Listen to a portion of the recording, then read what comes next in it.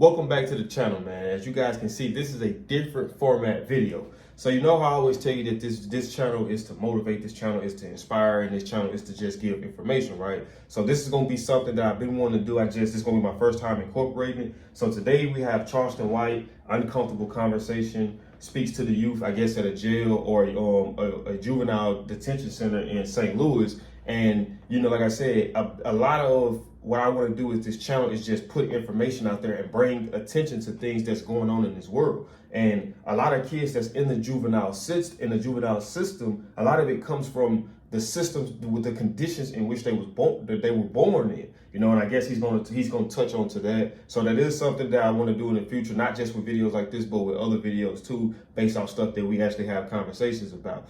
So with that being said, also I'm doing a video like this. I'm sorry if you don't want to watch it like this, because I don't have a laptop. I got a phone, I got a camera, but I just don't have a laptop right now. It ain't in the budget right now. So I got to make do with what I got to make do with. I can't sit there and come on here and try to be motivational and speak to you guys about, you know, not letting anything stop you from moving forward. And I'm doing that to myself. So I'm filming it like this and it's set up, and I like it because it's almost like you guys are watching it with me, because you get to be, you know, almost in a sense side by side. But if you don't understand it, man, you ain't got to watch the video. But with that being said, let's get into this video.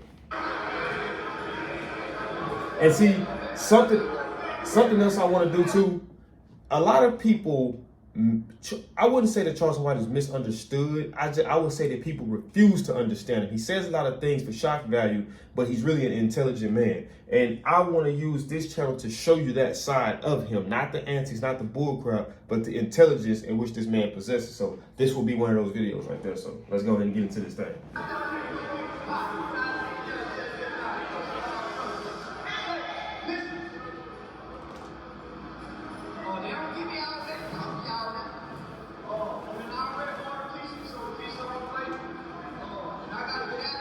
And keep in mind, this dude has been doing this for a long time. This hasn't just started now. It's just now it's being, you know, recorded and it's being put out there. But he's been doing this type of work within the community for a long time. That's why he talks as bold as he talks. I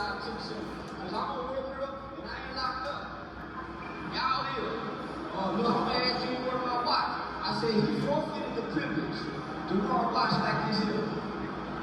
So if you make the bed in life, then you make the choice, you make the decision to do what you gonna do.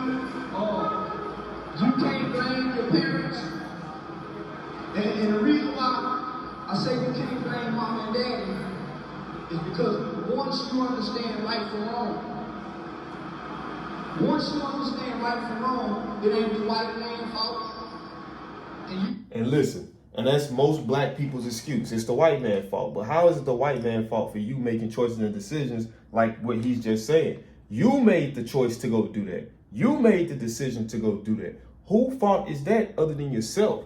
A 2-year-old kid touches the stove just because they don't know any better. They got to get burnt in order for them to understand that this is not right, right? But once they get conscious of it, when you know better, you do better. Once they know that they burn their hand on that, they're never going to touch it again. So a lot of you guys, a lot of the youth, and like I say, you can't control the situations in which you was born, but once you become conscious of the decision, you need to move accordingly. Don't keep going down a path of wrong and you know what's at the end of it. And then when you get there, now you want to blame excuses on the white man, the system, and whatever, but you knew all this going into it. Why not take a different route? And I understand that a lot of times it's easier said than done because you're influenced by what you are around, but you can control the situations you place yourself in for the most part. Because everybody who's come from those environments aren't gangsters, they aren't killers. You got a lot of people who come from that environment that ain't end up with a life sentence or end up with bullet holes that they can show to, man, I was shot X amount of times. They knew when to be around and they know when to get from around it. You start making wrong choices. It ain't the fact that I didn't have no dad. You know what you did is wrong. So part of growing up, part of being a woman, part of being a man, is accepting responsibilities for what you do wrong. Right? But it's an element in a part of your life that's not your fault. It's an element in a part of your life that's not your fault. One of those elements is the conditions that you were born in. Most definitely. None of us as children asked to come to this earth. When we're born, We're raised and we grow up in conditions, circumstances, situations, and environments that we don't have no control over.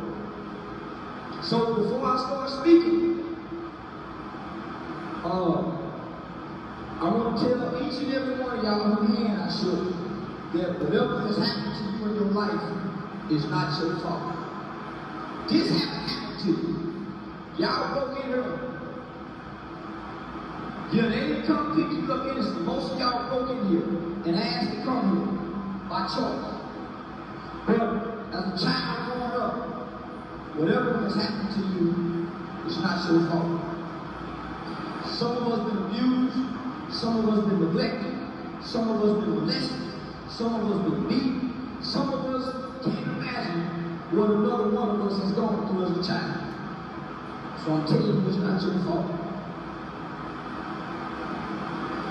I learned as a kid that children internalize what goes on and around in their environments. When the parents get divorced, some kids blame themselves. Young girls get raped, sometimes they blame themselves. Kids get molested, sometimes they find a way to blame themselves because of what they feel, not because of what they know. It's hard to process life from where you are right now with what you feel and what you know when you really don't know that, or what you feel.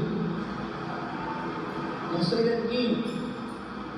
It's hard to process life and make right choices and decisions with what you feel and knowing what you know when you really don't know nothing with what you feel. Most of us have never seen a black doctor. Most of us have never seen a loving, functional relationship. But look, I said that in another, was it? I don't think it was my last video on this channel, but it was yeah, it was on my other channel. So I have a third channel too, by the way. But I said that same thing. Like for us, a lot of times growing up, like we didn't, as far as black people, I would say, you know, we didn't have a lot of positive influences. Like I didn't know a black lawyer. I didn't know a black doctor. I didn't know a black dentist. I didn't know a black nurse. I didn't know a black police officer. I didn't know a black teacher. I'm talking about personally. I'm not talking about like ever seen. I'm talking about knowing them personally to where I can say, okay, that might be something I want to do. I knew a lot of you know, gangsters. You know, I was surrounded by a lot of gangsters. Guys who have bad habits. I knew that, but I didn't know too much positivity. And then the only thing that I seen that I could relate to a certain degree, and even with my uncles, was sports athletes. You know what I mean? So that's what you pursue, rapping and athletics. But you don't know about a lot of this. But I know my first black nurse now because of my sister. So shout out to my sister. Most of us have never seen a man love my mom. Most of us ain't never seen a woman love my dad. And we talk about we know love. The love we know be dysfunctional. Well, you sit your little ass down somewhere. The love we know is the molester whistling girl. And he your mom. So the love we think is love, when we come out of our porch and walk out in the community, and we be looking for love, in all the wrong places from all the wrong people because we don't even know what love looks like. That's acceptance that we're looking for. That's why we end up joining gangs and holding on to the rules and the constitutions and the principles and the values of the gang. That's why we hold on to what the neighborhood say, because the neighborhood make us feel like they love us, but the streets and the community don't really love nobody, because if they would, they wouldn't be on the corners. And they know people sleep on the corners. I'll let y'all think about that later. You say you live in the neighborhood, but you gonna be on the corner knowing that people sleep on the corners. You ever slept on the corner?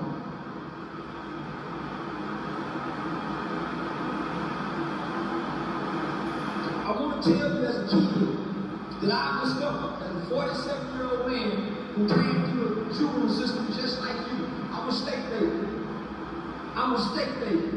I was raised up in the boys' home from the age of 14 to 21 years old. Yeah, I ain't going to school. I was raised in an environment with children who killed their brothers and their fathers. A kid by the name of Billy. Conroe, Texas. One of the first children who ever to get 30 years in the state of Texas. He killed his mother and his father because he was being abused. Mother's friend, 12 years old, Terrence Sampson. He the reason the kid can get 40 years in the state of Texas. He was the only child whose father used to abuse him from the time he was 5 years old to the time he killed his next door neighbor who was his best friend and stabbed her 93 times.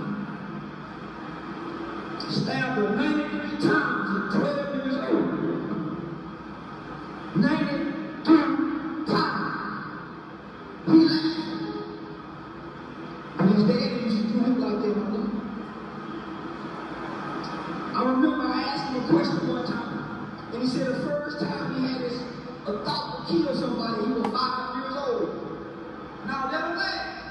Let him laugh. I got some words that's gonna make him cry later. See, because the same thing will make you laugh and make you cry. See, I'm not about to kill somebody. I'm telling y'all about to kill him. See, y'all shoot young. He stabbed his friend at 12 years old, 93 times. I don't think none of us in this room got that kind of gall in us, do we? My hat say I think everybody playing. I think everybody playing. They come to warm with the smiles and laughs on their faces. You playing. He said he had his first murderous thought at 5 years old after his daddy had beaten him viciously, caught him stealing. And his daddy was a rich martial artist. Knocked him out, woke him back up, put lashes on him, then put him in the tub. Can you imagine thinking about killing somebody at 5? I can't. He said as soon as he had that thought, his father walked into the bathroom and turned him in the eye and said, I'm sorry, son. I said, what if he would have came and made it right when he had that thought? What if your dad came and made it right? So I'm sorry, man, I don't know what if he would have made it right? My man probably would have never killed his friend, which was a white girl, Kelly. After he killed her, he drove her body through the house. Can you imagine how much blood? It's not like on television. Blood is thick. It got flesh in it. And when you stab somebody, sometimes the knife gets stuck off into the bone, and you gotta wrestle and take it out. I'm gonna ask you to ask yourself, what can drive a 12-year-old to do something like that? Is that a monster? Or are you a monster for what you did? Is he a monster for 12 years old to stab his next door neighbor 93 times? Not only that, he drove her body through the house. Took her to the backyard, laid up against the fence, put her feet up against the fence like this, and he stacked 5 more on top of her. Is that a monster? That nigga was a good kid. Daddy used to beat him. He used to go in the room and stand over his dad and your mama with the gun, but he couldn't do it. He go put the gun back up. He really wanted to kill his mama and dad. Just like a lot of y'all. When you kicking a nigga in the head and punching on him, you really punching on your dad. That's why you so vicious. When you stomping a nigga, you stomping your daddy, boy, you taking his out on daddy. You can play with me if you want to. I done sat where you at. See, y'all can fool him. I done sat there.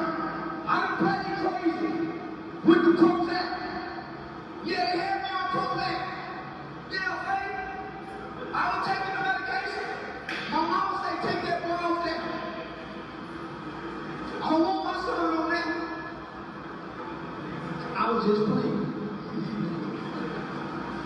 When we killed that man, I was just playing. I just didn't know what we were playing into. I stood over my victim and I watched him die. Because I always wanted to see what it was like to kill a white man. See, y'all been doing stuff to black people. I was raised to go across the railroad tracks. I was raised to go across the railroad tracks, young brother. I ain't never shot a gun at a black man. I ain't never kicked a nigga when he was laying down on the ground. Get up, come on. Get up. Now, get up, come on, get up. I ain't got that in me. Because I wasn't raised like that. I ain't got that kind of hate and that kind of anger, but I tried to play like I did. I used to get with the kids who came to school hungry. Their shoes was dirty. This is why I used to make fun of them. Their second week in school. Because in the first day of school, my mama bought me 30 days worth of clothes. Most boys only had 3 pair of pants. Nah, I got them home. Them me and my partners. Them me and my partners back in the day. Them me and my partners back in the day. You see, the thing is, also too, if you look at it, how I'm looking at it is this, right? You see how you got some kids and they're laughing, some of them that's playing, some of them that ain't really taking it serious, right? But don't focus on those. Focus on that one individual that everything that this man is saying is resonating to. You're not gonna be able to save all of them. That's just an unrealistic expectation. So you have to be comfortable with the one you can save. But just saving that one out of 100 can be the one that you save, and he breaks all generation cycles. So from him on down, everything it goes up, opposed to staying even or going down. So don't focus on who you can't touch, focus on who you do touch. He committed when he was 17, so I know what to handle. I know what to look for, the smiling faces, because you gotta smile and keep from crying. You gotta touch your partner and make him laugh at what that nigga saying. It's touching me, got laugh on me. So I know it's affecting them, but they gotta laugh to keep from crying. I know you gonna try, but you can't because look, on phone me I'm looking. But what you get that shit up, God, oh man, now this my mama come see me. Man, it was your money, man. I ain't seen my mama. My dad, I know you can't play with me. Yeah, when I see you smile, I know it's a girl, but you gotta fight back. I used to be you playing. But it was people like them who said, well, I know you playing. You fake it. That handshake that little boy gave me, it's taught me something different about every hand I shook in this room. No, he know that kid. The firmness of this little boy's handshake spoke volumes to me. You don't know what a man looks for, little boy. You playing as a boy, thinking you know something, but you don't know nothing. You ain't been nowhere. You been raised in one zip code. How you know something? Your mama could murder me. Your daddy was on drugs. How you know something to argue with me about life, dear man? How? I know it's funny, but when you leave here, what you go back home to? Probably a worse situation. So what you doing now to make it better? Because when I look in this room, it's too many black boys for me to count and tell you how many gonna go to prison. But we can start with 1 out of 3. 1, 2, 3. One of y'all going to prison, I promise you. I swear to God. And it's not that Charleston up here saying it. If you go read a book, that's the statistics, that's the data, that's the information. It's so cold, young brothers. We can go to the hospital and find all newborn black babies and say 1, 2, 3, one of these black babies going to prison.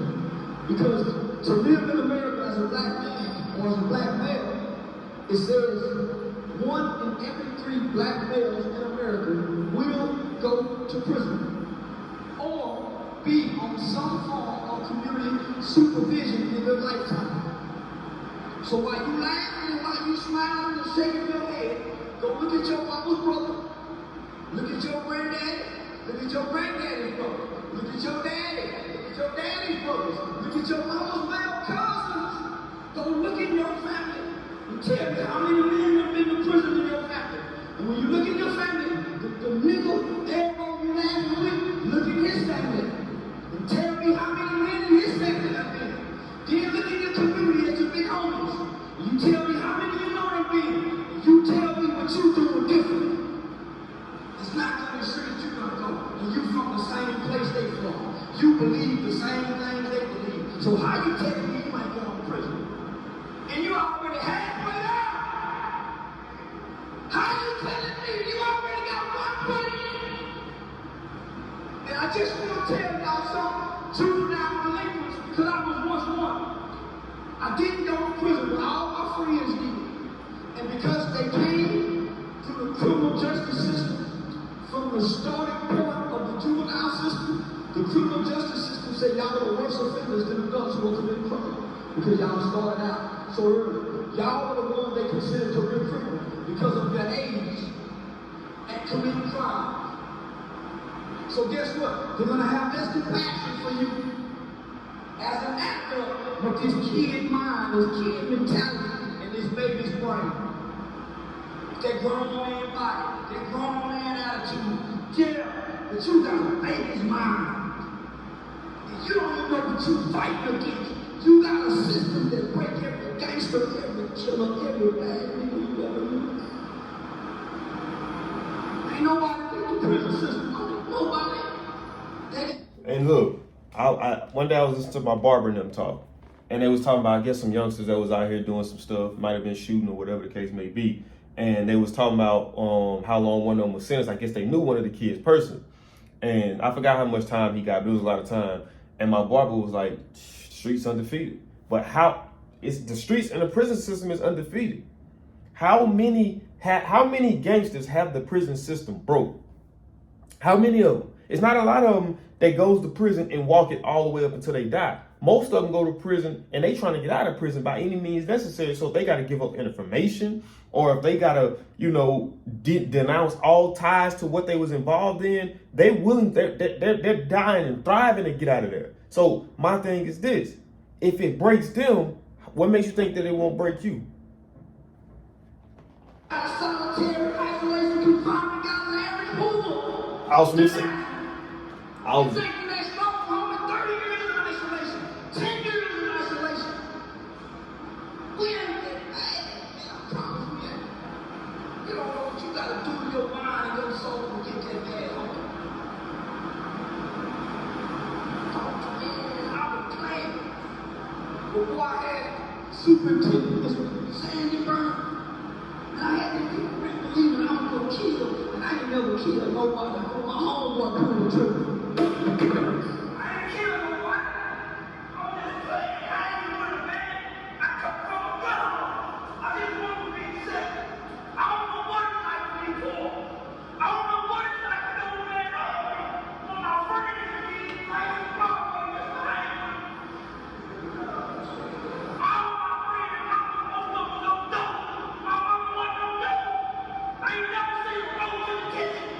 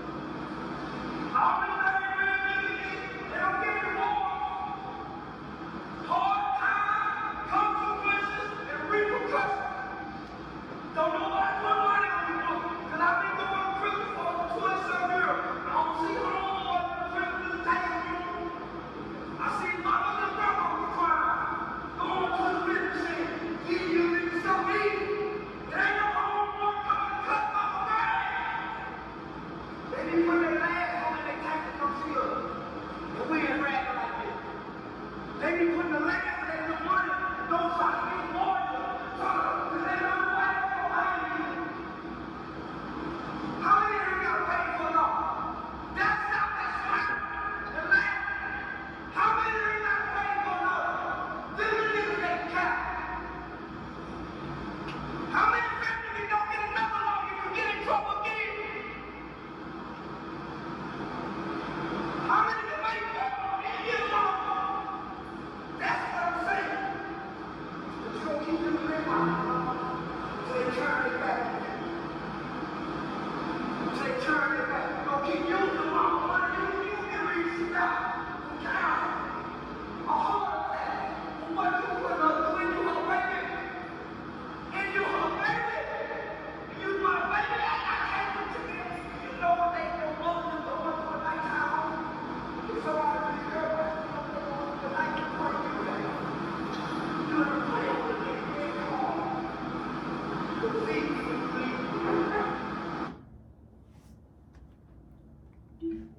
See, I didn't do too much talking on that just because, you know, he was in rhythm, he was in the spirit. So, you know, I didn't want to just keep pausing it. But, you know, like I say, man, that's food for thought. But that's the real side of Charleston White that everybody else don't see. So when you hear me speaking so highly of him and you hear me, you know, you hear me joking and talking crazy like he do at times, but this is the real Charleston White, because that's the reality of a lot of black kids in America and what they go through in terms of wanting to be accepted. Most of the guys that you see that's in trouble, they're not all street guys. They ain't come from bad areas. They went over there looking for acceptance. That's what happens when you don't have a positive male, when you don't have your father at home, and when you don't have positive male role models in your life. It's easy to go left. You know what I mean? But I ain't gonna make this video too long, man. I did enjoy that video, and I was finna get a look at it before I started filming, but then I got to thinking, I was like, man, you know what? I think that this would be good content, and I also think that this would be an opportunity for me to show people this side of Charleston White. But if you did enjoy this video, man, do me a big favor, man. Smash that thumbs up button. Also, if you enjoy all the other content that's on here, and I'm gonna have more content similar to this, I'm gonna have one-on-one talks with females about relationships and things like that. So if you're interested in that type of stuff, man, make sure you subscribe. When we subscribe, click that post notification bell, that way you be notified on all things Robert Youngblood Jr. whenever I post. I'll see y'all in this video. I'm out this thing. Peace.